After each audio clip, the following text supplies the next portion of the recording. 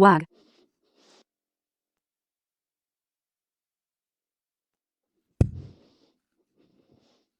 Ma'am, may masama pong nangyari. Na-diagnose si Eryitay na buntis at kakaiba talaga ang pulso niya. Dalawang bata ang pinagbubuntis niya. Nagkaroon ako ng panibagong buhay. Bumalik ako sa araw na si Liu Wanqing ay na-diagnose na nagdadalang tao ng kambal. Sa nakaraan, nang mabuntis si Liu Wanqing, isang tiyan, 2 sanggol. Buong mansyon ni Xiao Shuai ay nagdiwang. Lahat ng tao itinuring siyang pinakamalaking dahilan ng kasaganaan ng pamilya sa loob ng 1 siglo. Samantalang ako, ang legal na asawa sa mansyon ni Xiao Shuai, naging dagdag lang at tila malas na sumpa sa gitna ng magandang balitang iyon.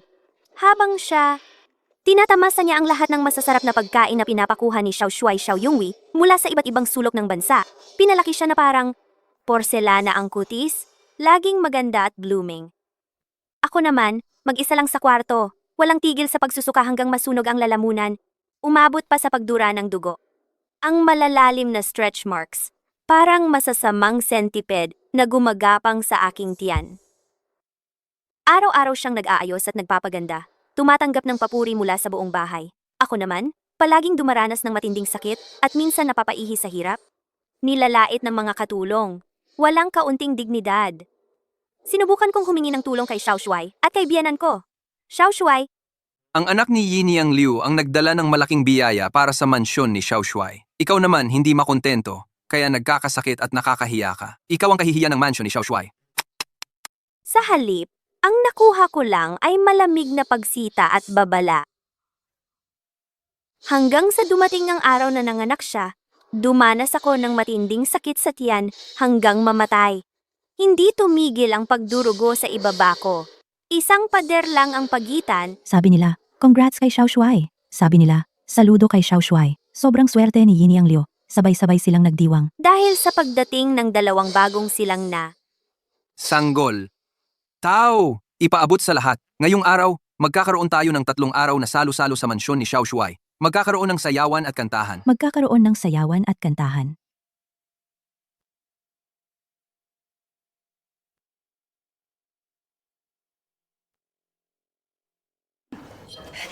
Ma'am, bakit po?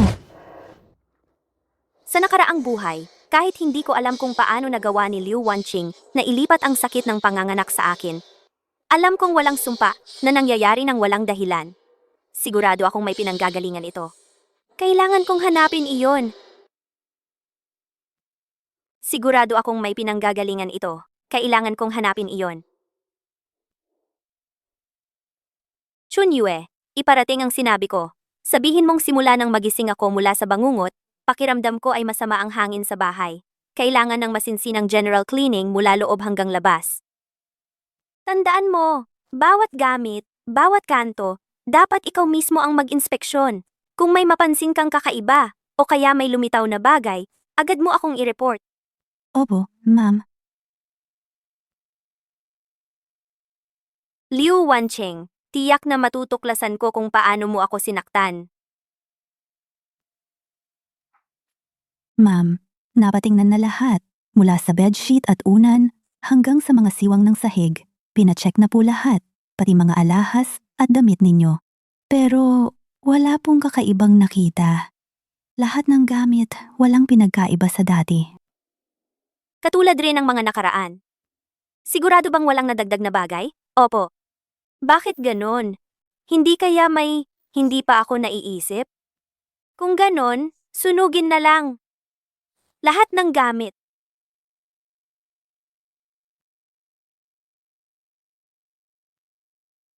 Iabot mo sa akin. Ma'am,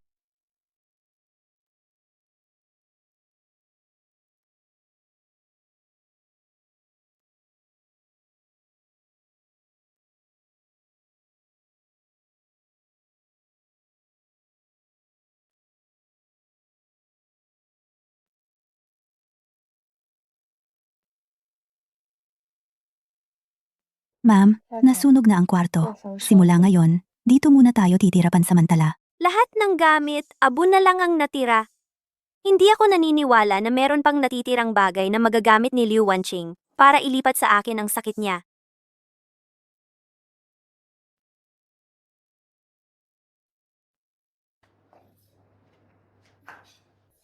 Bakit ganun? Sinunog ko na lahat.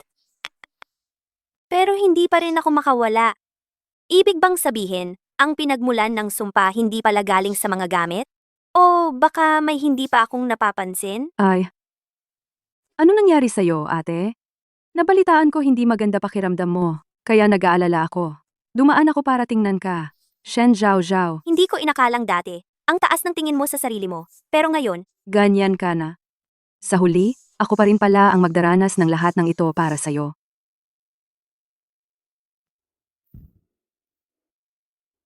kung wala namang makita sa mga gamit, baka naman ang problema ay si Yini ang Liu mismo. Kung wala namang makita sa mga gamit, baka naman ang problema ay si Yini ang Liu mismo. Sobra ka namang mag-isip, bunso. Sinabihan ako ng doktor na lumayo sa maruruming bagay. At gagaling din ako. Kaya nga nagpapahinga lang ako sa kwarto at hindi lumalabas. Pero heto ka, hinanap mo. Pa ako. Pero sa totoo lang, nakakapagtaka. Ikaw, kahit buntis, ang lakas ng katawan, lahat ng pagkain, masarap para sa'yo. Pero ikaw, ate, hindi ka naman buntis, pero mas malala pa ang pagduduwal mo. Baka naman sadyang hindi mo matanggap ang iba, kaya pati langit ay hindi ka na matiis at pinaparusahan ka na. Shen Zhao Zhao, kaya mo pa ba ang sakit ng pagbubuntis na yan? Gusto ko talagang ikaw ang magdusa ng araw-gabi para sa akin. Kapag nanganak na ako ng kilin na anak, Kapag nanganak na ako ng kilin na anak, at makita mong ako ang magiging punong asawa, at makuha ko lahat ng nasa mansyon ni Xiao Shuai, Imbes na mag-alala ka sa akin, mas mabuti pang mag-alala ka sa sarili mo. Ang pagbubuntis ng kambal na to ay isang malaking swerte. Hindi ko alam kung makakaya mo ba talaga ito. hindi mo na kailangan isipin yun, ate. Ang sayo, hindi mo naman napalago ang lahi ng pamilya ng asawa mo. Baka hindi ka na matagal sa posisyon mong punong asawa. Ano bang meron? At lahat ng sakit ng pagbubuntis niya napunta sa akin? Anong amoy yun? galing ito sa Qingxing Temple Pampacalma. Pinaghanap ko talaga ito para sa inyo. Maraming klase ng halamang gamot sa loob niyang panlangkap. Nakakatulong sa katawan at nakakapanatag ng isipan. Kailangan suotin araw at gabi para umepekto. Salamat, Xiao Shuai. Salamat, Xiao Shuai. Pangako ko na araw-gabi kong isusuot ang amulet na ito at hindi huhubarin. Baka naman, itong amulet ang may problema. Baka nga itong amulet ang may problema. Ate, kanina ka pa tumitingin sa tiyan ni Bunso, pero kahit gustuhin mo, hindi mo makuha. Sa puso mo puro sama ng loob. Bunso, dapat mong paalalahanan si ate. Sa ganitong bagay, huwag pilitin. Kasi may mga tao talaga, nakatadhana na hindi magkakaroon ng anak. Ate, tama ba ang sinasabi ni Bunso? Shen Zhao Zhao, habang buhay, ikaw lang ang magtitiis sa sakit ng pagbubuntis para sa akin. Habang pinapanood mo ako na may mga anak at apo, panghabang buhay, huwag mong asahan na magkakaroon ka ng sarili mong anak. Ang pag-aalaga ni Xiao Shuai, ang pagiging legal na asawa, lahat, akin lang iyon.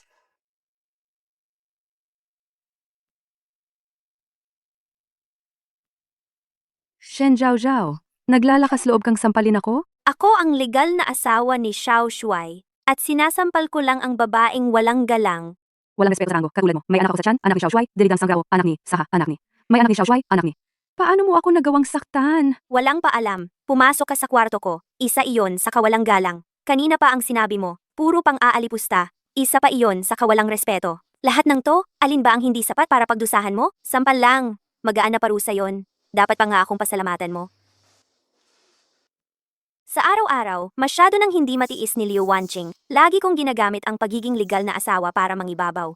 Itong sampal na to, sinadya kong galitin siya. Sigurado, hindi niya makakaya ang panghahamak. Shen Zhao Zhao, sisirain ko ang mukha mo.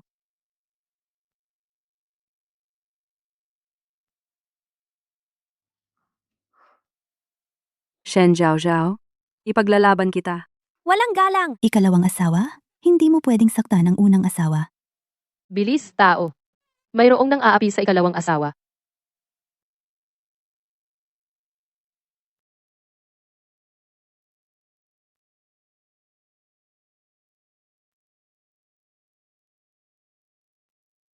Handa akong mamatay. Kung ganon, ipapadala kita sa impyerno.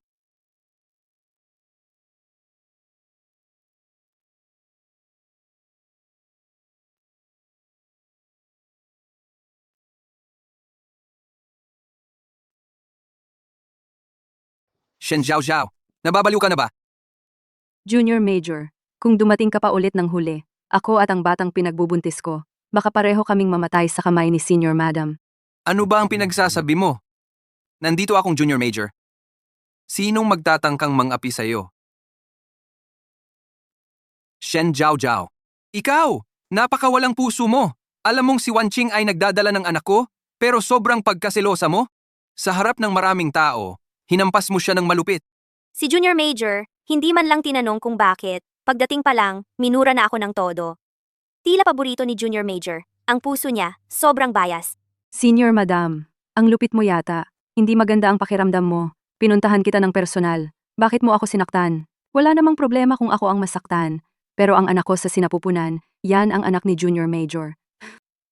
Ikaw, Liu Wanqing, hindi mo alam ang paggalang? Pinamumunuan mo pa ang namumuno, minura mo ang tunay na asawa. Bilang mistress ng Junior Major Residence, tungkulin kong turuan ka ng tamang asal, narapat lang naman. Imbes na parusahan ni Junior Major, ang ilang hindi marunong gumalang, ako pa ang namumuno na sinisita. Akala mo ba talaga makatarungan ka? Shen Zhao Zhao, saan ka kumuha ng lakas ng loob para pagsabihan mo ako ng ganito? Si Wanqing, hindi mo dapat tinuruan ng basta-basta. Hindi ka man lang tumingin sa salamin. Tingnan mo sarili mo, mula ulo hanggang paa. Wala kang kahit anong itsura ng Junior Major's wife. Inuutusan kitang humingi ng tawad kay Wanqing ngayon din. Wala akong kasalanan. Hindi siya karapat-dapat. Ikaw? Ayan,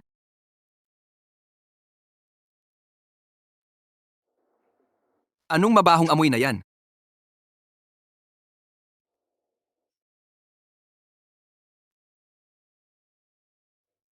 Ayan. Napakadumi mo, Shen Zhao Zhao. Nakakasuka ka talaga. Ang senior madam pala, naiihi. ang pagiging Junior Major's wife, nalagay sa kahihiyan, nagkalat sa publiko. Sa itsura mong lugmok, kahit aso, dededmahin ka. Shen Zhao Zhao, palagi mo akong pinapahiya. Ngayon, ganyan na ang kalagayan mo. Tulad ng sinasabi mo, sarili mong gawayan. Ate, ano ang nangyari sa iyo? Bakit sa harap mismo ng Junior Major? Shen Zhao Zhao, ngayon sa publiko ka napahiya. Tingnan natin kung paano ka pa magyayabang sa harap ko. Hintayin mo, hanggang tuluyan kitang tumba sa paa ko. Liu Wanqing, itong dumi sa katawan ko, galing lahat sa'yo. Ang kahihiyang naranasan ko ngayon. Ako si Shen Zhao Zhao. Babalik ko ito ng dobleng sakit. Magbigay ng utos. Ngayong gabi sa kwarto ni Second Madam ang tulugan. At sabihan ng mahigpit na pagbabantay sa hardin ni Senior Madam para wala ng dumi na lumabas at makaperwisyo sa tao. Ano ba ang sinasabi ni Junior Major? Buntis pa rin ako. Kaya naman, makakasama lang sa bata, walang ibang gagawin. Tara na, para di matakot ang bata.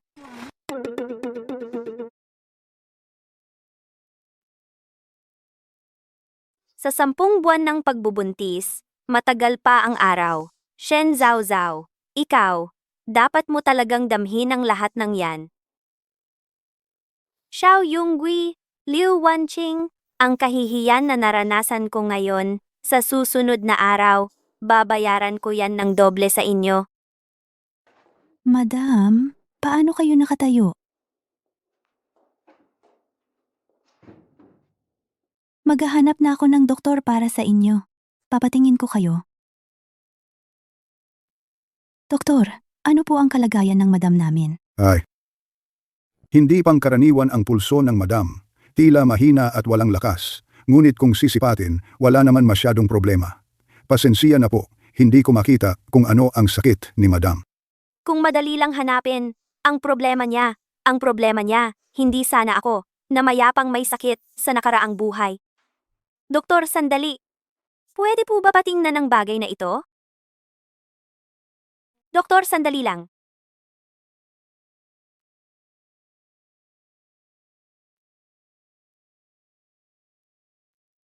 Pakisuyo po, doktor. Patingnan ang 2 pabangong pouch na ito. May pagkakaiba ba?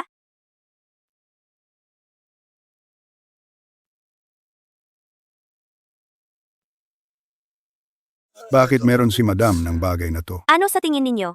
Sa unang pabangong pouch, may halong mga gamot na nakakapagpanatili ng pagbubuntis tulad ng Zisu at Duzong. Sa pangalawang pouch, may halo namang Legongteng, Zhanghonghua, mga malamig at delikadong gamot. Kung patuloy na gagamitin, mahihirapan magbuntis. Grabe ang hiyang ng plano. Yung isa pampabuntis, yung isa pampawalang anak. Salamat, Doktor. Alam ko na. Madam, salamat din. Lahat ng ito ay dahil hindi ko kayang mahanap ang tiyak na dahilan ng sakit ni Madam. Chunyue, ihatid mo ang doktor palabas. Itong pabango, pampawalang anak lang, hindi nakakabawas sa sakit. Baka, sa pouch lang ang gamit? Talagang pinaghirapan. Kung ito lang ba, ang ipapagawa mo sakin, pasanin ang hirap ng pagbubuntis sa loob ng 10 buwan. Tingnan natin, kung ngayong wala na, itong sumisipsip ng dugo, matutupad mo pa ba? Ang gusto mo?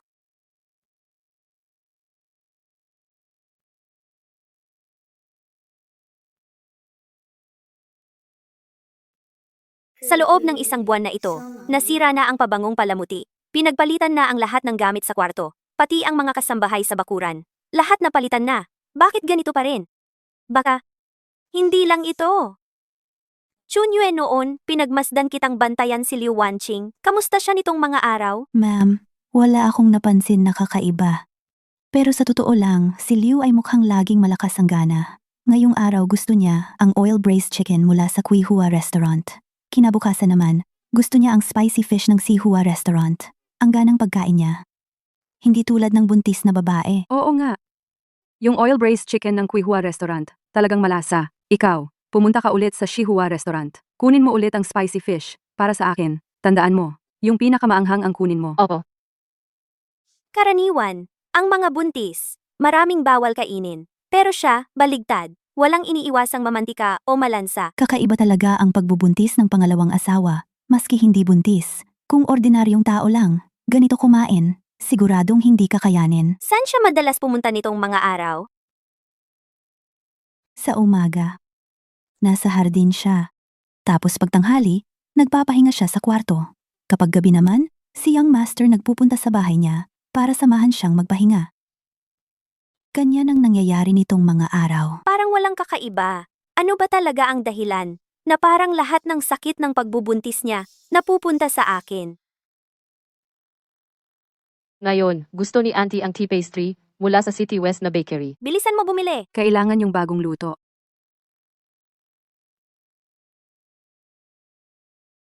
Ikatlong oras ng Agosto ados, si Liu Wanqing kumain ng oil-braised chicken sa Kuihua Restaurant. Pagkalipas ng 15 minuto, sumakit ang tiyan ko, sumuka ako ng dilaw na tubig. Ikatlong oras ng Agosto at 13, si Liu Wanqing kumain ng spicy fish sa Shihua Restaurant. Pagkalipas ng 30 minuto, nakahiga ako, nagsuka, ang asim ng laway, parang naagnas ang lalamunan. Ikatlong oras ng Agosto at 14, si Liu Wanqing kumain ng 3 pinggan ng candied kumquat. 3/4 ng oras ng ikatlong oras. Nahilo ako, sumuka ng kinain kagabi. Ika-20 ng Agosto. Ikalawang oras. Si Liu Wanqing kumain ng tea pastry mula sa City West. 3/4 ng oras ng ikalawang oras. Naamoy ko ang pastry. Agad akong sumuka. Ganoon pala. Tuwing siya'y kumakain, sumusuka rin ako. Kung ano ang kinakain niya, yun din ang ayaw ko at ikinasusuka ko. Kung walang mahanap na dahilan, hindi maputol ang kakaibang ugnayang ito. Kung gayon, pwede ko kayang gamitin ito. Chunyu, iutos mo sa kusina. Sabihin mong sobrang irritable at mainit ang pakiramdam ko nitong mga araw. Sabihin mong sobrang irritable at mainit ang pakiramdam ko nitong mga araw. Magluto sila ng malamig na herbal tea para sa akin. Yung pinakamatapang at malamig ang gawin nila. Opo, Ang herbal tea at tea pastry ay magkasalungat. Kung tayo nga ay magkaugnay nga, hindi ako naniniwala na si Liu Wanqing ay mananatiling walang problema.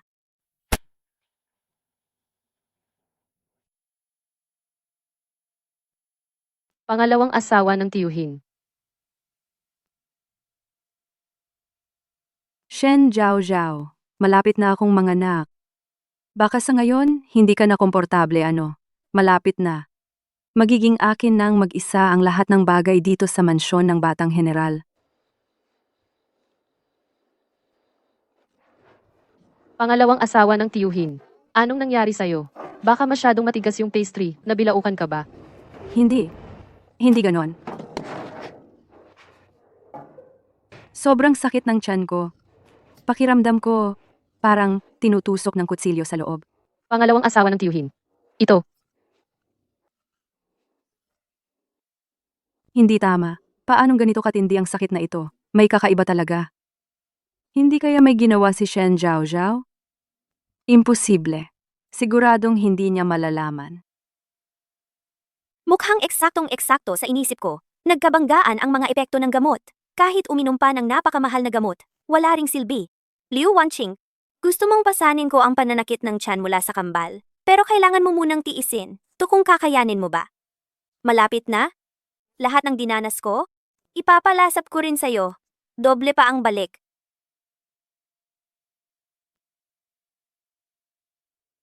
Xiaoyu, sabihan mo si Bienan at ang batang general, sabihin mong gumagalaw na ang dinadala. opo. Shen Zhaozhao, kapag naipanganak ko na ang kambal, iyon na ang katapusan mo. Ang pagiging ginang ng batang general dito sa mansion, matagal nang dapat ay akin. Ma'am, yung ipinagawa niyong lugaw na may lotus at lily, luto na po.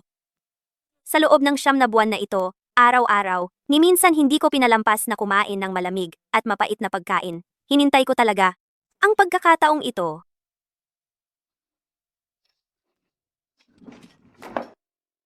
Dumating na ang pagkakataon. Ma'am, ano pong nangyari sa inyo? Hahanapin ko na po agad yung doktor. Hindi. Walang lalabas. Dalhin mo na lang ako sa hardin. Paupuin mo ako. Ganito na ang sitwasyon? Gusto mo pa pumunta sa hardin? Tsaka malamig na malamig sa labas. Baka hindi kayanin ng katawan nyo. Medyo mahina kayo. Dalhin mo na ako.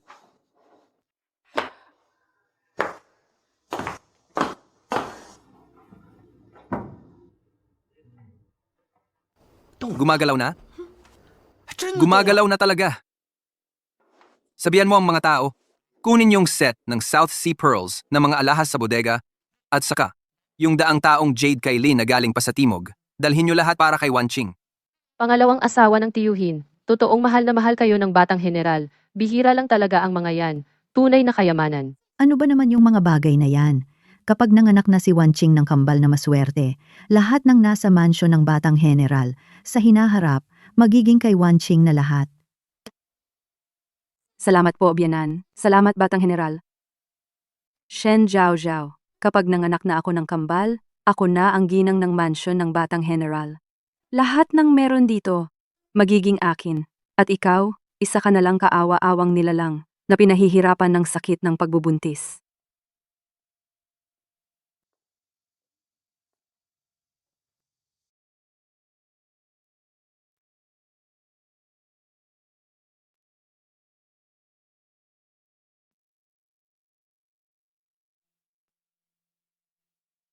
Liu Wanqing, sulitin mo muna.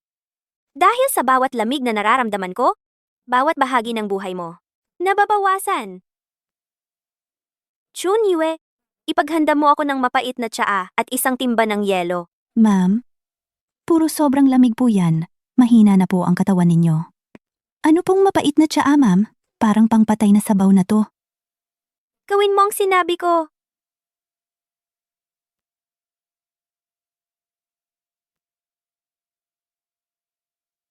Yun Gui, bukas, maghanda tayo ng malaking handaan.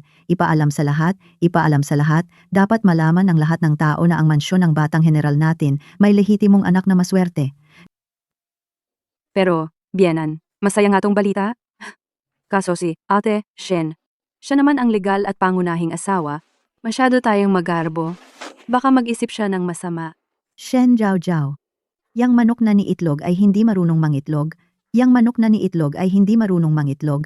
Karapat-dapat ba siyang ikumpara sa'yo? Kapag nanganak ka, ipapaano ko kay Ju na hiwalayan na siya para hindi na siya ang ginang dito na hindi man lang makabigay ng lahi. Wanqing, ang kailangan mo lang ay mag-alaga ng pagbubuntis mo. Huwag kang mag-alala. Hindi kita pababayaan. Salamat, Batang General. Shen Zhaozhao, ang pwesto mo bilang ginang ng mansyon ng Batang General, malapit na maging akin. Maghintay ka na lang na itaboy ka palayo at maging katatawanan ka ng buong mansyon. Liu Wanqing, yung napakatinding pasakit na inabot ko sa nakaraang buhay, ngayon, ipapalasap ko lahat sa'yo. Ma'am, heto na po yung malamig na tsaa at tubig na hiniling ninyo.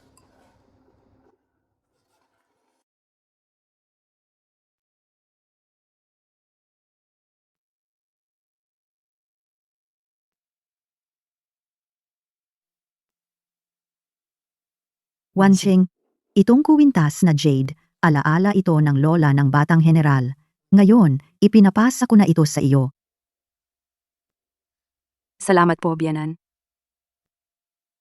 Shen Zhaozhao, tingnan mo, lahat ng karangyaan at yaman sa bahay na ito, pati ang pagiging pangunahing ginang, malapit na. Maging akin lahat. Anong nangyayari? Napakalamig ng mapait na pinaghalo. Kung ang buntis ang iinom nito, sasalubungin siya ng matinding sakit. Bakit parang walang epekto? Pangalawang asawa ng tiyuhin, pagkapanganak ng kambal, buong syudad magpapalakpakan at magsasabing maswerte ang mansyon ng batang general. Kapag dumating na ang araw na yon, huwag po ninyo akong kalimutan, ha? Siyempre naman. Kayamanan, kapangyarihan, karangalan dito sa mansyon ng batang general, makakamtan ko lahat. At ikaw, Shen Zhaozhao. Isa ka lang magiging tuntungan ko papunta sa tuktok. Wawasakin na lang kita habang akyat ako.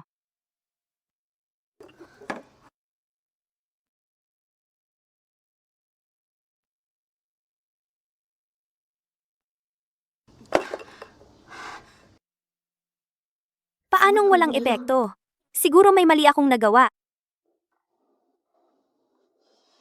Chunyue, kunin mo ang Shueliansi, Bing Piangkao, lahat dalhin mo rito.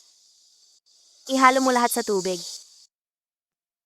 Kung walang bisa ang karaniwang pampababa ng lamig, ipatikim mo sa kanya ang lasa ng nagyayelong ugat at ang lamig na kumakain sa buong katawan. 2 kambal na kilin. Anong swerte at magandang senyales nito? Malalaman ng buong lungsod ng Jing na ako si Liu Wanqing para sa mansyon ni Xiao Shuai ay nagluwal ng kambal na kilin. Xiao Yonggui, mas lalo niya akong mamahalin. Ang aking biyanan, magiging ako ang turing na tagapagdala ng karangalan sa mansyon ni Xiao Shuai. Shen Zhaozhao, ang katapusan mo ay dumating na.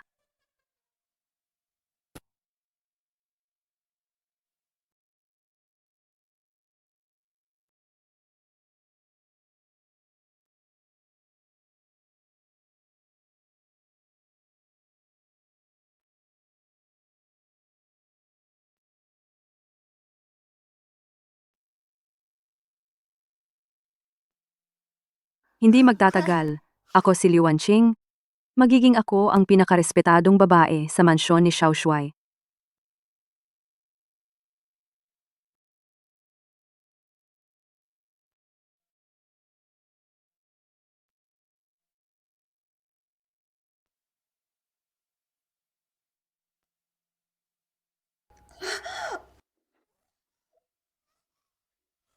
Ang sakit!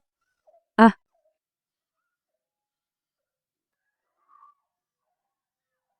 Ang sakit! Liu Wanqing, ginawa mo ang lahat ng paraan para maranasan ang matinding sakit ng paggalaw ng sanggol. Ngayon, oras na para tikman mo rin ang matinding lamig na tumagos hanggang buto.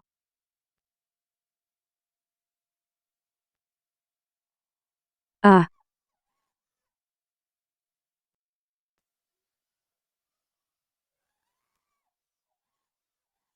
Wanching, anong nangyayari sa'yo? Ayos lang. Tumawag ng tao.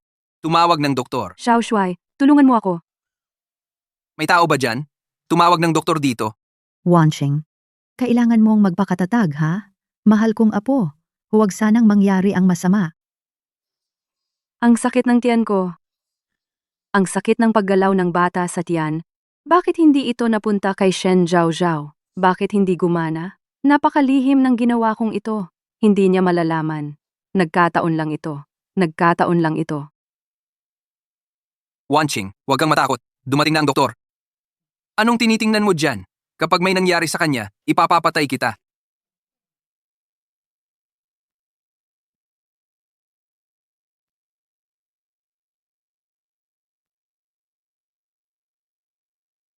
Pasensya na po, hindi ko po kaya. Wala po akong nakikitang sakit kay asawa ni amo. Wala po siyang sakit. Bakit sobrang sakit ang nararamdaman niya? Bakit tuloy-tuloy ang pagdurugo? Ang pagdurugo niya parang kakaiba. Ako po, hindi ko po alam kung saan galing ito. Pasensya na po, wala po akong magagawa. Asawa ni amo, mahina ang pulso ng bata sa tiyan mo. Sa tingin ko, mukhang hindi na maililigtas.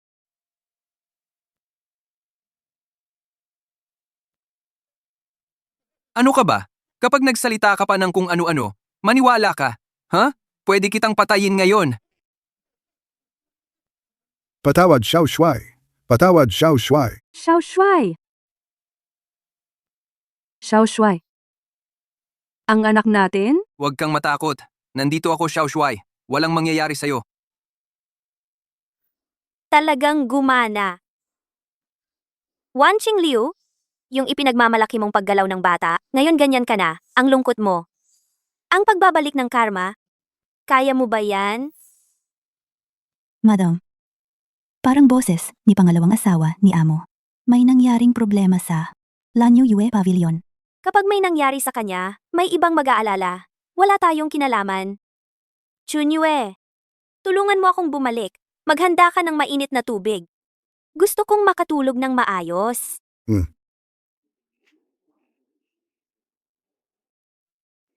Wanching Liu, noong nakaraang buhay, pinahirapan mo ako. Dinanas ko ang matinding sakit sa puso. Ngayon, nakawala na rin ako. Ang natitirang mga bagay, gusto kong ipabalik sa iyo ng buo may tubo.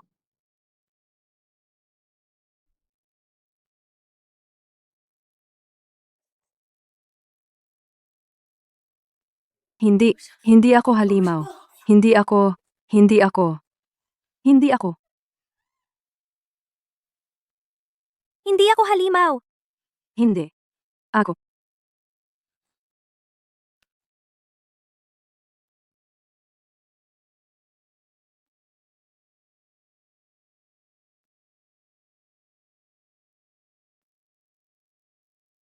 Bakit?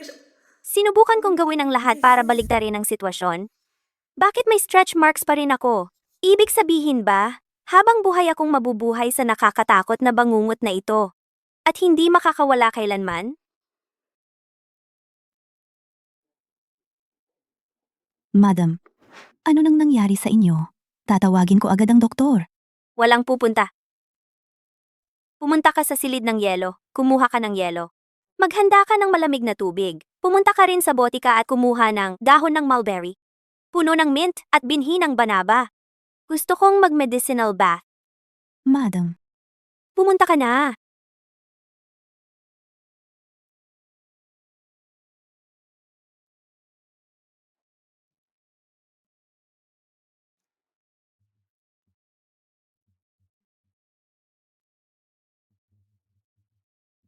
Chunyue. Bukas ng umaga, alamin mo ang kalagayan ni Madam Liu. opo. Kailangan kong malaman ang lahat ng katotohanan. Hindi ko hahayaang magpatuloy ang bangungot na ito. Xiao Shuai. Bakit hindi pa dumarating si Xiao Shuai? Sinabi ni Xiao Shuai, kailangan mong magpahinga at mag-relax. Pangalawang asawa ni amo, kapag may oras siya, sigurado pupuntahan ka niya. Biglang sumakit ngayon? Baka may alam si Shen Zhao Zhao na hindi dapat. Hindi tama? Walang ibang taong makakaalam nito. Hindi niya alam talaga. Kapag nalampasan ko ito, ako, Wanching Liu, ako ang magwawagi sa huli.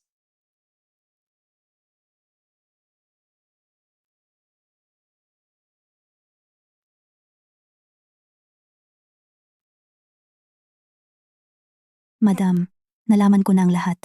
Kagabi, biglang sumakit ang tiyan ng pangalawang asawa ni amo. Nagdugo siya at hindi tumigil. Sinabi pa ng doktor, hindi maliligtas ang bata. Anong nangyari pagkatapos? Pero, hindi alam kung saan kinuha ni Xiao Shuai ang isang piraso ng Juhua Yuludan. Pagkatapos niyang uminom, biglang bumaba agad ang pagdurugo. Buhay ang bata. Juhua Yuluan, kilala sa pagbuhay ng patay at pagbabalik ng laman sa buto. 3 lang ang natitira sa mundo, pati Xiao Shuai Mansion, yung isang piraso, nakuha pa ng matandang amo noon matapos mailigtas si General mula sa tiyak na kamatayan, binigay bilang regalo. Xiao Yunggui, ginamit mo ang isang piraso para mahuli ang buhay niya. Ngayon, tingnan nating ilang piraso pa ang meron ka, na pwedeng pangligtas sa kanya.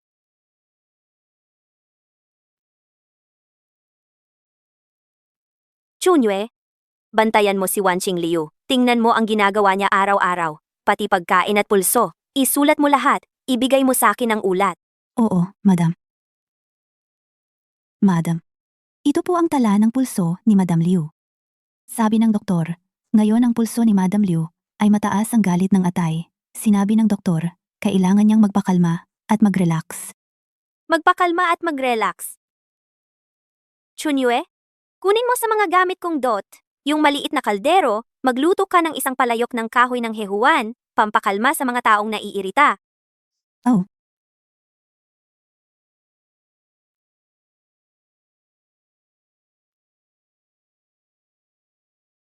Kumusta ang ngayon? Madam, ngayon kailangan uminom ng gamot pampalakas ng yin at kidney, purong extract ng placenta. Placenta. Talagang mahal yan. Gumamit ka ng zeshi, lutuin mo ng isang mangkok, para sa sabaw na pampababa ng init ng kidney.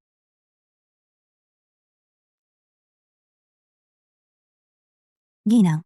Sabi ni pangalawang ginang kaninang umaga, natuyo ang bibig niya at hindi rin gaano maganda ang gana niya sa pagkain. Sinabi ng doktor na may apoy daw sa tiyan niya, kaya kailangan daw magaan at malinis ang pagkain. Naalala ko na sa imbakan, may magagandang shihu, na siya talagang nakakatulong para sa yin, at nagpapalamig sa tiyan. Sa tanghalian ngayon, dagdagan natin ng shihu, chicken soup. Tama nga pala. Sa mga nakaraang araw, bantayan mo kung kumusta ang kulay ng mukha ni pangalawang ginang. Sagot ko po, ginang. Nakakaintriga nga po.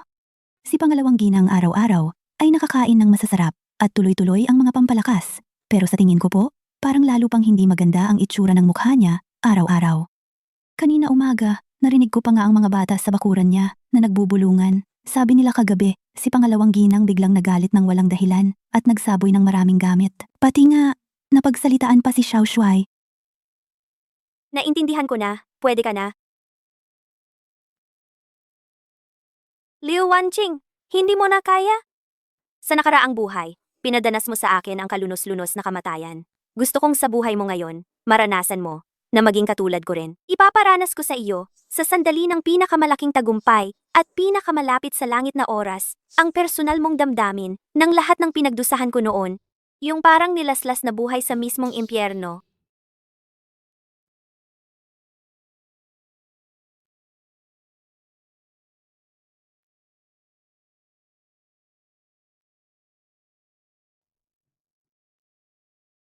Lahat ng tao sa mansyon, abalang-abala at halos hindi na malaman ang gagawin. Ikaw naman, nagtatago lang sa kwarto at gumagawa ng mga walang kwentang kopya ng mga lumang libro. Xiao Shuai, sobra naman po ang sinasabi ninyo. Maawain si Buddha, kaya ako nagkopya at tumatawag sa kanya, para lang makamit ang kapanatagan. Kapanatagan? Ikaw ang asawa ni Xiao Shuai. Sino bang may lakas ng loob na saktan ka?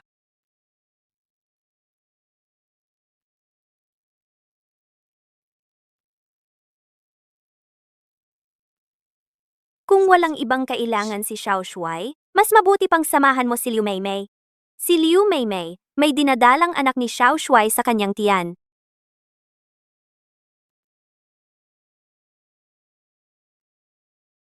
Bakit palagi ka nalang ganyan? Parang wala kang pakialam at walang interes sa mga nangyayari. Buong bahay, wala bang kahit isang bagay na kaya mong mapansin o damhin ng totoo?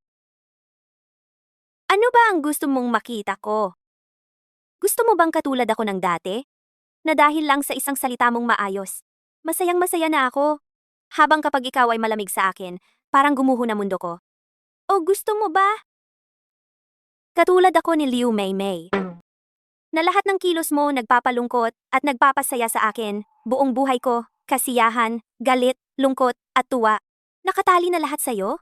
Gagawin mo ba akong isang aso na kung tawagin mo pupunta? Kung itaboy mo aalis? Pumunta ako dito, hindi para makipagtalo sa'yo. Nandito ako para ipaalam sa'yo. Na 3 araw mula ngayon, magkakaroon ng handa ang Dujun para sa kaarawan niya. Kailangan mo akong samahan doon. 3 araw mula ngayon, kaarawan ni Dujun? Xiao Shui? Anong ginagawa mo dito? Xiao Shuai, 3 araw mula ngayon pupunta ka ba sa bahay ni Dujun para sa party? Ako mag-isa lang dito sa bahay natatakot.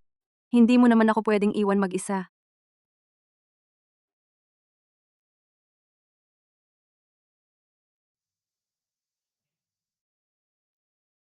Huwag kang matakot, ikaw. Magpahinga ka lang sa bahay at alagaan ang sarili mo at ang baby. Pagkatapos ng handaan, babalik agad ako at sasamahan kita. Pero, malapit na akong manganak. Kung wala ka sa tabi ko, paano kung may mangyaring masama sa amin ng baby ko? Anong gagawin ko? Anong sinasabi mo? Ang anak natin tiyak na ligtas siyang ilalabas sa mundo. Naayos ko na lahat. Xiao Shui? Liu Meimei, hindi ka talaga makahiwalay kay Xiao Shui? Xiao Shui, pwede mo naman isama si Liu Meimei sa party? Anong say mo? Kalokohan, kung dadalhin ko ang concubine ko sa handaan, anong itsura namin? Ikaw ang asawa ko. Ikaw talaga ang kasamang dapat. Kung hindi ka pupunta, hindi ba parang napahiya ang pamilya natin na walang sumama? Xiao Shuai, huwag kang magalit. Kasalanan ko naman talaga lahat. Xiao Shuai, dalhin mo na lang si ate sa party. Naniniwala ako na si ate ay tiyak na magdadala ng karangalan para sa akin at sa anak ko. At para rin sa'yo. Sa harap ng... Duyun, Shen Zhao Zhao, ang tapang mo talaga. Sa harap ko mismo, tinulak mo siya. Hindi mo alam na ang dinadala niya ay anak ko. Xiao Shuai, nakita mo ba na tinulak ko siya? Si Liu Wanqing ang may plano. Gusto niya lang akong siraan. Xiao Shuai, kasalanan ko naman. Huwag mong pagalitan si ate. Baka naiinggit lang si ate, kasi buntis ako. Kaya niya ako sinaktan. Shen Zhao Zhao, itong party ni Dujun, kailangan kong makapunta. May pabor ka sa akin at may dinadala. Pa akong kambal na swerte. Ako, tiyak na magiging pinakainggitin na babae sa buong syudad. Sige, gawin nyo na. Tingnan mong mabuti. Ganito, ang totoong pagkilos. Shen Zhao Zhao, ikaw talaga. Si Liu Wanqing ang gustong pag-awayan tayong dalawa at siniraan ang asawa ng pamilya. Itong sampal na ito iyan ang nararapat na parusa sa kanya. Dahil hindi mo nakita, Xiao Shuai, ako na mismo ang gumanti para sa'yo. Pinarusahan ko siya. Ate, Ate, ang sama mo talaga. Sige, sampalin mo ako. Pero paano kung nasaktan ang baby sa tiyan ko? Hindi ko iyon mapapatawad sa sarili ko. Shen Zhao Zhao, pag naging legal wife na ako gamit ang kambal na ito, ipapalasap ko talaga sa'yo ang hirap. Shen Zhao Zhao, ikaw na asawa ko pero ang puso mo parang ahas. Gustong saktan ng anak ko at nilapastangan mo pa ako. Kanina pa, binastos mo ako. Magaling, tao. Dalhin dito ang parusa sa bahay. Ngayon talaga, tuturuan kita ng leksyon.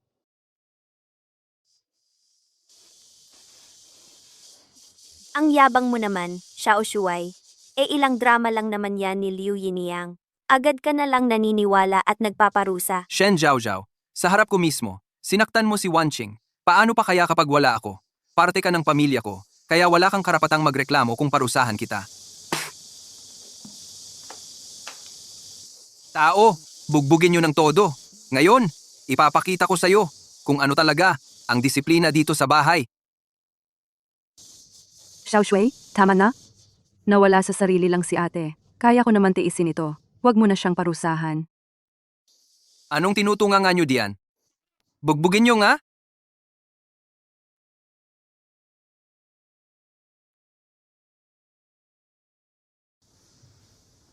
Ma'am, Patawad po.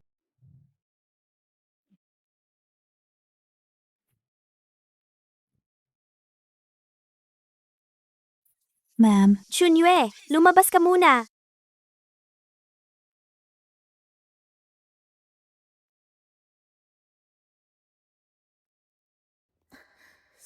Sige, tumawa ka na lang. Bawat palo na tinanggap ko ngayon, babalik din lahat sa iyo ang sakit niyan balang araw. Tingnan lang natin kung matatawa ka pa sa huli.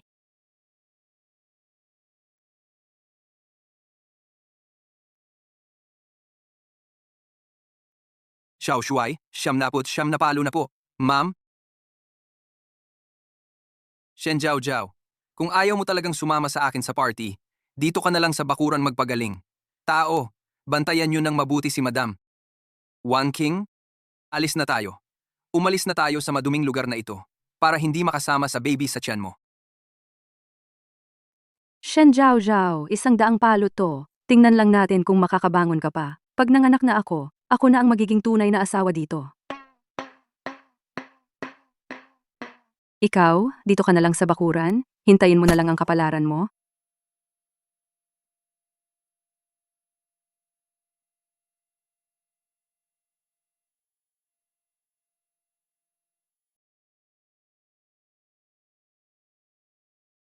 Ma'am, hahanapin ko agad ang doktor.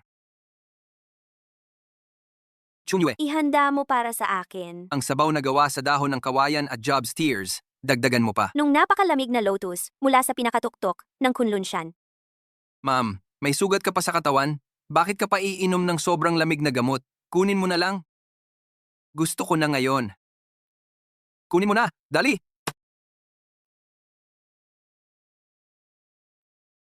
Ang palabas na to, sasabayan ko kayo hanggang dulo. Pag gumaling na ako, kayo na mismo ang magbabayad sa lahat ng ito.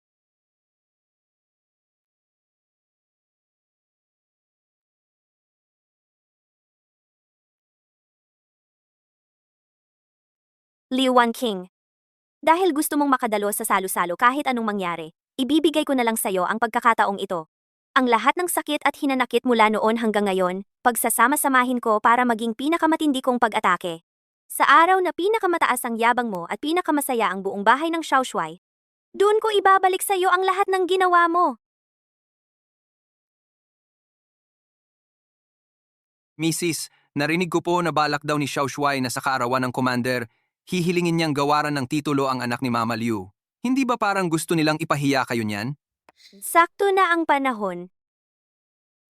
Chunyue, maghanda ka ng isang banga ng Xiao Daozi. Mrs., bakit po? Sabi ko, gawin mo na lang. Narinig ko na dadagdagan daw ng 2 batang lalaki ang bahay ng Xiao Shuai. Talagang nakakatuwang balita. Ang swerte mo, Liu Meimei. Hindi namin kayang tapatan. Isang beses manganak, kambal pa, parehong lalaki pa. Ay, oo nga naman. Tingnan mo si Liu Meimei, kitang-kita sa mukha ang lakas ng swerte. Ang mabuntis ng kambal, napakalaking biyaya niyan. Tama, ang swerte ni Liu Meimei, hindi pa diyan nagtatapos. Kami, kahit anong gawin namin, hindi na makakahabol. Shen Jiao Jiao, talo ka na. Ang kinabukasan ng bahay ng Xiaoshuai, sa huli, magiging akin din.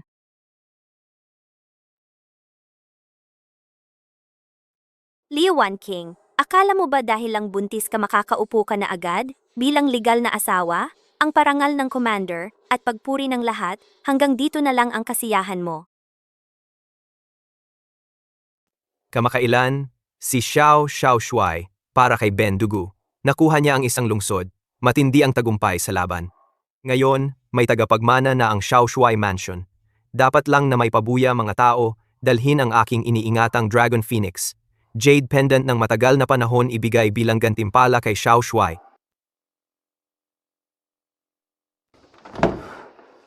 Salamat, Dugu. Haha, umupo ka.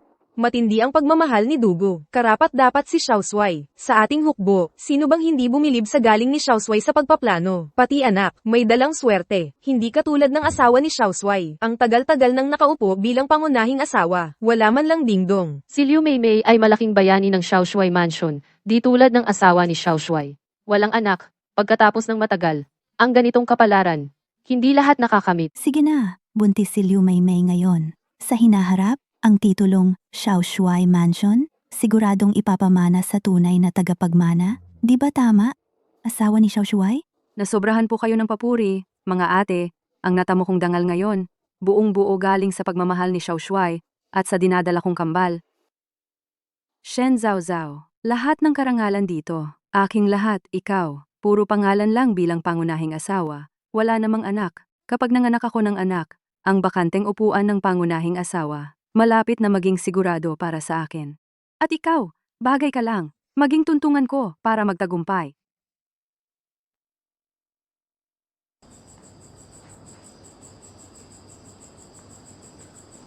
Ma'am, ano pong ginagawa ninyo? Ipapasuot ko po sa inyo ang sapatos. Tiisin mo pa ng kaunti, Liu Wanqing. Malapit mo nang malaman kung ano ang ibig sabihin ng bumagsak mula sa taas papuntang impyerno. Sige, tagay ako kay Liu Meimei. Buntis si Liu Meimei te na lang imbes na alak. Shen Zhaozhao pati, asawa ni Dugu, personal na itinagay sa akin. Ikaw, bilang pangunahing asawa, ano pa dapat ipagmamalaki? Kapag natapos mong tiisin ang hirap ng pagbubuntis, pagkapanganak ko ng anak, ako, ang magiging tunay na ina sa Xiaoshuai Mansion. Ang laki ng nagawa mo para sa Xiaoshuai Mansion. Tunay kang modelo ng mga babae sa ating bansa. Malakas ang tama ng alak sa lalamunan, pero maliit lang iyon kumpara sa sakit na ginawa mo sa akin. Liu Wanqing, gusto kong masilayan mong paano ka mawawalan ng lahat.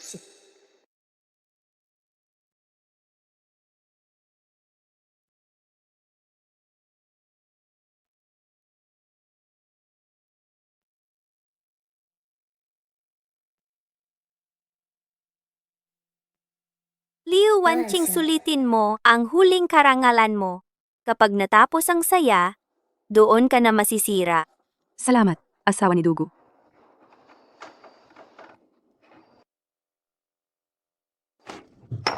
Ang sakit ng tiyan ko.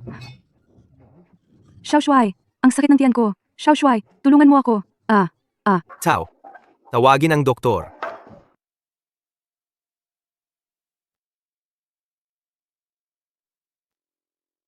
Kamusta ang lagay, Dok? Magbigay galang kay Dugu, kalma ang pulso ni Auntie matatag, ang lagay ng bata. Matagal ko nang sinuri ang pulso. Wala akong nakitang kakaiba. Xiaoshuai, si Shen Zhaozhao. Ginamit niya ang pangkukulam para saktan ako. Siya talaga. Ang ina ni Dugu, pinagbintangan ding gumamit ng pangkukulam. Ayaw ni Dugu sa bagay na yan. Pangkukulam. Dugu, wag magalit. Nagising lang ang asawa ko. Pasensya na. At hindi ko siya napalaki ng maayos. Dadalin ko siya at didisiplinahin. Xiaoshuai, si Shen Zhaozhao. Tanga ka. Tumahimik ka. Xiao Yungui. Swerte mong nakakuha ng ganitong asawa. Hemp. Alice. Dugu. Xiaoshuai, bakit hindi mo hinayaang tapusin ko ang sasabihin? Tumahimik ka. Sumama ka na sa akin pabalik. Xiaoshuai,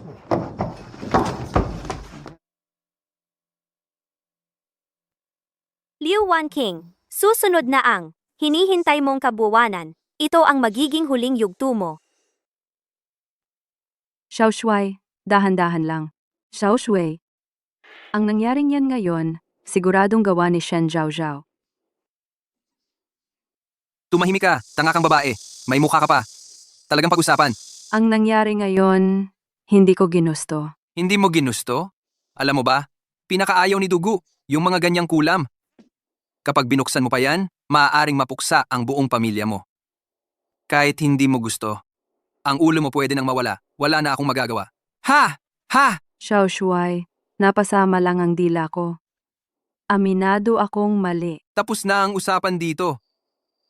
Manatili ka na lang sa mansyon at magpalakas. Tandaan mo lang, basta, ligtas mong maipanganak ang anak ko. Ipapaupo kita sa pangunahing asawa. Xiaoshuai, huwag kang mag-alala, naiintindihan ko. Bye, ayin sarili.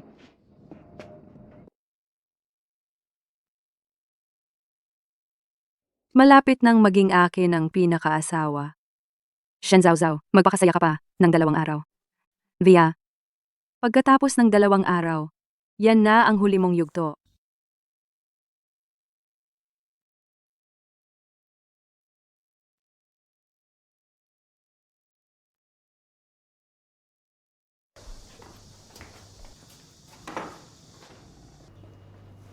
Madam, ito po ang niluto ng alila. Ilang oras ko itong inlantakan na snow na bird's nest. Malakas ang pampalusog nito, tikman niyo po. Anong nangyari sa'yo? Bakit ang saya-saya mo ngayon? Madam, baka hindi po ninyo alam kagabi. Kakauwi lang ng Xiaoshuai galing sa birthday handaan. Pagkarating pa lang sa bahay. Pinagalitan agad si Liu Yiniyang. Sakto po, nadaanan ko lang. Hulaan niyo nga po kung bakit. Dahil daw kay Liu Yinyang nagpakita ng hindi maganda sa handaan. Hindi pa naman due date ni Liu Wanqing. Pinatikim ko muna siya ng kaunting pahirap. Kapag sumapit na ang araw ng panganak mo, mismo akong magbabantay. Kung paano ka mula sa taas, bagsak sa putikan. Tumpak ang hula niyo, madam. Narinig ko kasi. Kagabi raw, sa birthday handaan, si Liu Yiniyang. Sa simula ay maayos daw siya, pero biglang sumakit ang tiyan niya ng todo. Tinawag ang doktor, pero wala namang nakitang problema. Pero si Liu Yiniyang, parang nagoyo ang isipan. Nagwala sa birthday handaan, sumigaw ng nilason daw siya, inengkanto raw siya. Napahiya pa kay Dujun. Si Dujun, galit na galit sa usaping kulam at pamahiin. Tama naman, di ba? Sa ganyang pag-aasta ni Liu Yiniyang, napahiya ang buong Xiaoshuai Mansion. Sa buong syudad, paano hindi magagalit si Xiaoshuai? Hindi nyo lang nakita kung paano pumangit ang mukha ni Xiaoshuai. Simula ng pagalitan ni Xiaoshuai, si Liu Yiniyang, palagi na lang nakakulong sa kwarto yun. Laging parang inaabangan ng masasamang mangyayari. Sabi niya, may nagtangka raw sa kanya. Ngayon, ang dinadala niya sa tiyan, yun na lang ang tanging sandigan niya. Ayaw niyang may kahit anong mangyari dito. Ang iskandalo nung birthday handaan, lalo pang binanggit ang pinaka-iniiwasan ni Dujun. Mas lumala, baka pati Xiaoshuai Mansion madamay, at mapahamak.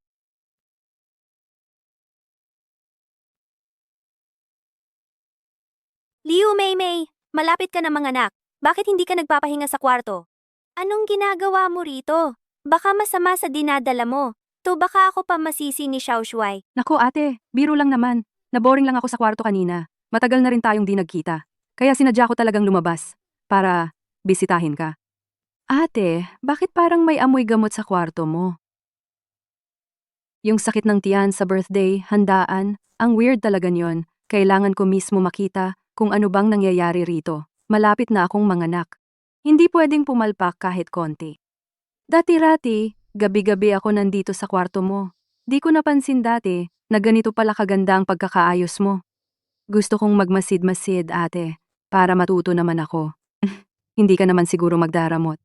Bahala ka na. Alila lang naman ang nag-aayos nito.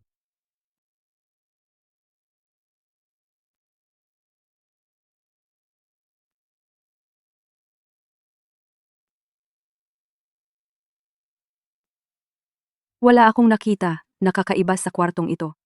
Baka nagkakamali lang ako ng hinala. Sa totoo lang, ang ginamit ko dito ay hindi niya kayang lutasin. Ate, ano ba yung hawak mo? Ito lang naman ay ilang sabaw pampalakas. Ate, bakit ka parang kinakabahan? Ako rin naman ay nag-aalala. Baka gumamit si ate ng mga bagay na hindi dapat. Baka mapinsala ang katawan. Kasi ang mga imported na bagay na yan, mas mabuti nang mag-ingat. Ano bang sinasabi mo, kapatid? Ang katawan ko talaga ay mahina. Hindi katulad mo, malakas ang dugo at katawan. May anak akong dala sa tiyan, si Xiaoshuai ang ama. Ito lang naman ay karaniwang pagkain na may gamot, sabi ng doktor. Ang katawan ko kailangan ng mabagal na pag-aalaga. Kung hindi ka naniniwala, pwede mong tanungin ang doktor.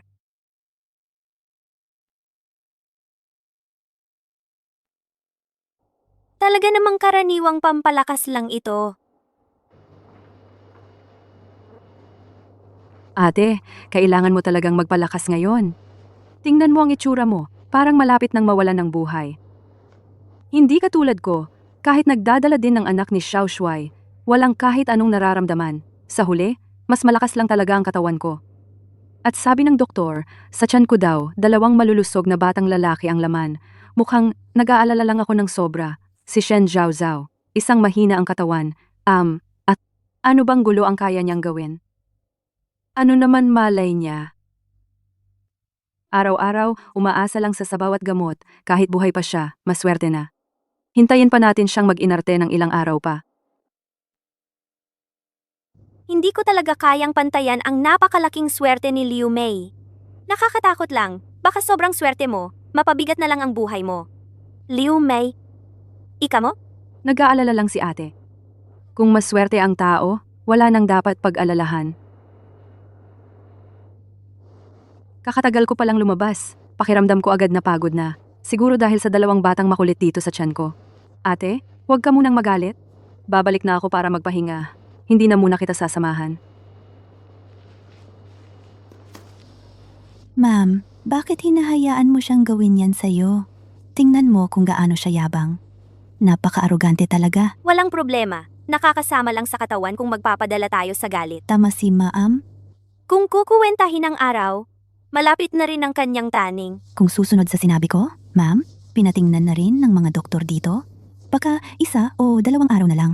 Kahit malakas ang sabaw pampalakas, kung araw-araw sobra ang gamit ng buntis, pwede maapektuhan ang dugo at katawan, pwede ring masira ang paghinga ng sanggol. Liu Wanqing, sa tingin mo ba, 2 araw pa, iyon na ang araw ng tagumpay mo? Hindi mo alam, iyan ang araw na patungo ka sa impyerno.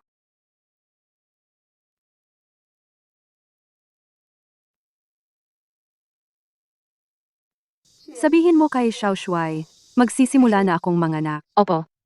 Ngayong araw, ang aking pag-aanak para kay Xiao Shuai ng 2 batang lalaki. At ito rin ang araw ng ika-4 mong yugto, Shen Zhao Zhao. Pagkatapos kong manganak, ako na ang tunay na ginang ng Xiao Shuai.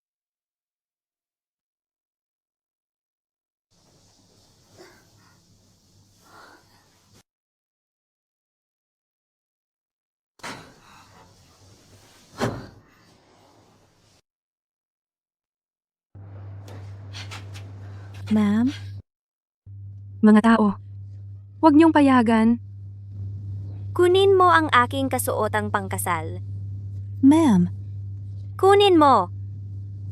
Liu Wanqing, akala mo, nakaupo ka na bilang tunay na ginang, pero hindi mo alam, nagsimula pa lang ang labanan.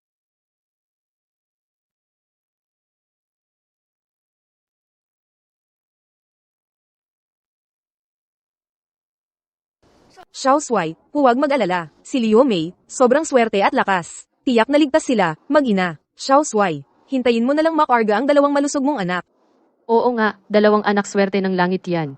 Advance na ang pagbati namin sa Xiao Shuai na magkakaroon ng mga anak. Pagdating ng panahon, Xiao Shuai, huwag kang madamot, pahingi rin kami ng swerte mo. Ngayong nanganak si Wanqing, lahat ng mga ginang na andito, swerte ng Xiao Shuai dito sa bahay. Salamat sa inyong pagbati. Pagkatapos mailabas ang 2 batang lalaki, maghahanda kami ng malaking selebrasyon at imbitado kayong lahat. Inay, malakas ang katawan ko. Ang panganganak, madali lang sa akin. Huwag ka nang mag-alala. Ang sakit, tila napunta na lahat sa kanya. Shen Zhao Zhao, Shen Zhao Zhao. Sa ngayon, siguradong sobrang sakit na ramdam mo. Tila nadudurog ang puso mo. Haha, sumigaw ka lang. Mas masakit para sa'yo. Mas ligtas namang mailalabas ko ang aking 2 anak.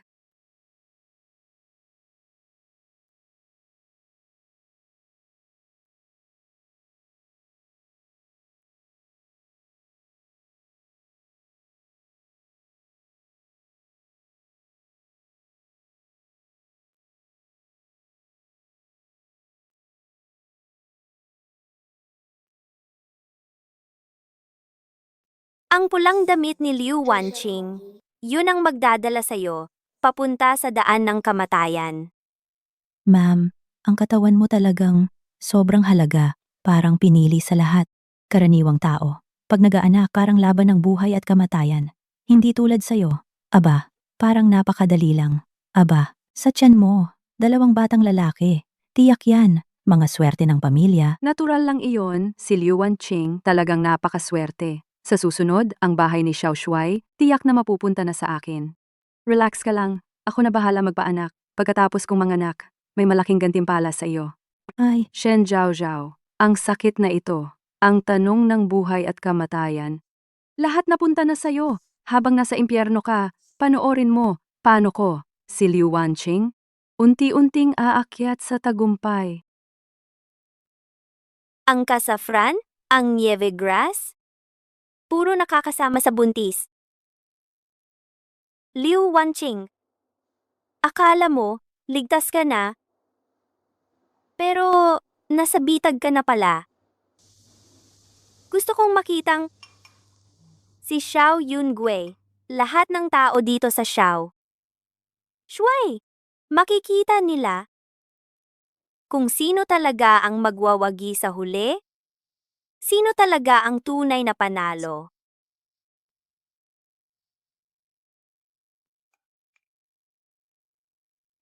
Wanching, ang dami mong tiniis, 10 buwan kang nagbuntis. Para sa pamilya namin na Xiao, pinalawak mo ang lahi natin. Hindi katulad ni Shen Zhao Zhao. Napaka-inutil talaga niya. Matagal na siyang kasal dito, pero parang inahin na hindi nangingitlog. Hindi nga nagkaanak, pwede na sana yon. Pero sa tiyan niya, meron pang kung ano-anong pangit na marka. Nakakainis tingnan, parang ang malas-malas. Ma, malapit na po akong magbigay sa inyo ng 2 malusog na apo. Hintayin nyo na lang pong magkaapo kayo. Si Shen Zhao Zhao, malapit na. Makuha ko na rin ang posisyon ng pagiging legal na asawa. Pag-aalaga mong ginawa, akin na yan. Ha? Anong nangyayari dito? Tubig. Ay naku, Nabutas na ang panubigan. Wanching, bakit ang dami mong panubigan na lumabas? Ay naku, ang apo kong panganay. Ang sakit. Masakit talaga ang tiyan ko. Hindi tama. Hindi ito ang sakit ko. Si Shen Zhao Zhao. Siya yung babae ko. Siya. Alam na niya ang lahat. Sinira niya ang Dragon Phoenix Twin na mga inagamot ko. Vanching, Xiao Shuai, iligtas mo ako. Dragon Phoenix Twin na inang gamot. Naglagay ka ng pabigat kay Zhao Zhao? Ay nako, ang apo kong panganay. Bakit ganito? Ang dami ko nang ginawa, ang dami ko nang ginamit. Ginamit ko ang Dragon Phoenix Twin na pabigat. Pinasa ko sa iyo ang sakit ng panganganak. Bakit kaya? Nakakatayo ka pa rin diyan na parang walang nangyari. Bakit?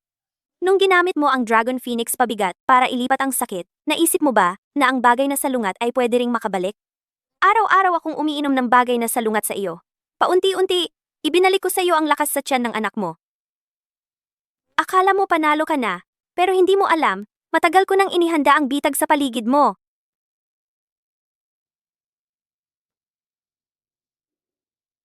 Wanching, sa nakaraang buhay, pinasan ko para sa iyo ang lahat, hindi lang 1,000 beses, mas higit pa. Dapat nang matapos ang drama natin na ito.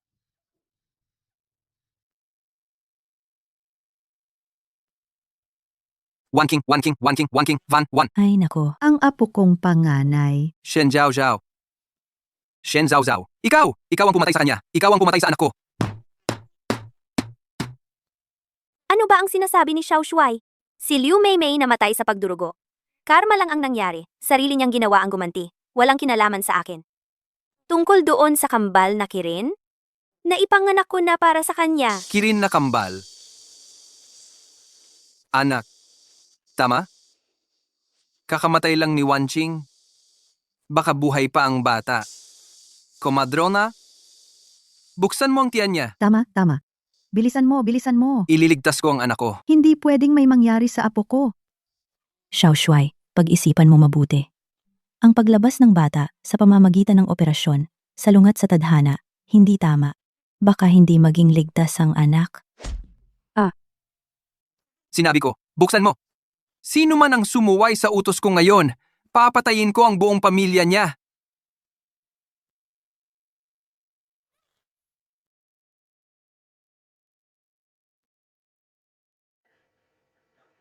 Ah,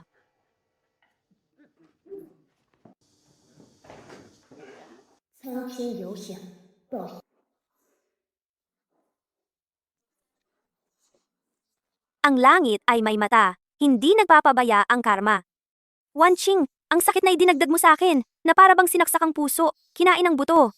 Ngayon, sa 100 beses, sa 1,000 beses, Mas matindi ang balik. Madam, hindi mo alam. Lahat ng chismis sa labas. Yung mga ginawa ni Liu Yiniang, pinag-uusapan sa buong lungsod. Ngayon, ang bahay ni Xiao Shuai naging katatawanan na sa buong lungsod. Pati si Dutong alam na ang nangyari. Sinisi si Xiao Shuai. Dahil sa pagkukulang sa pamamahala ng pamilya, spoiled masyado ang kabit.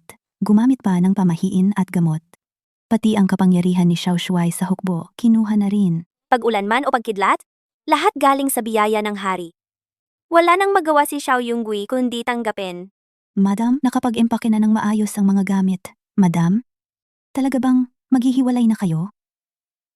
Oh, Pero, sa panahon ngayon, kapag ang babae umuwi ng hiwalay, hindi maiiwasan ang chismis ng ibang tao.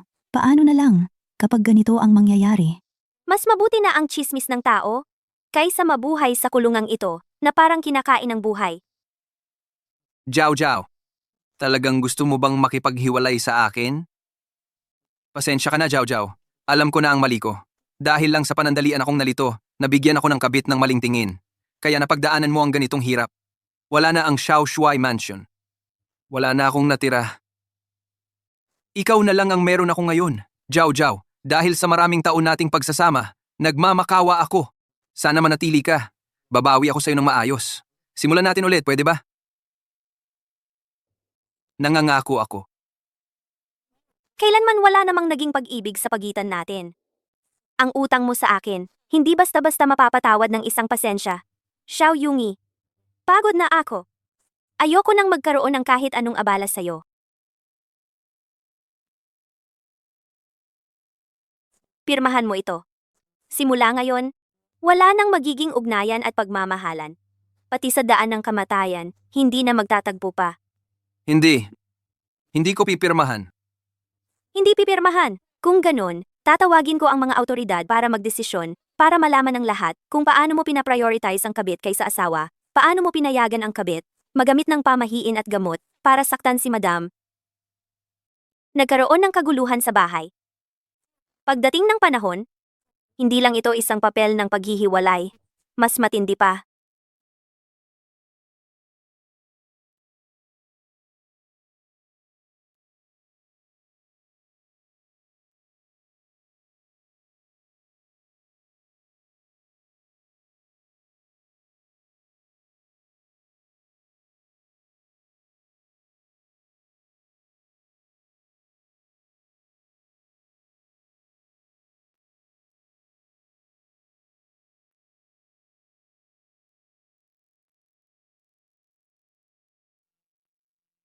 Chunyue, Oh, tara na. sige.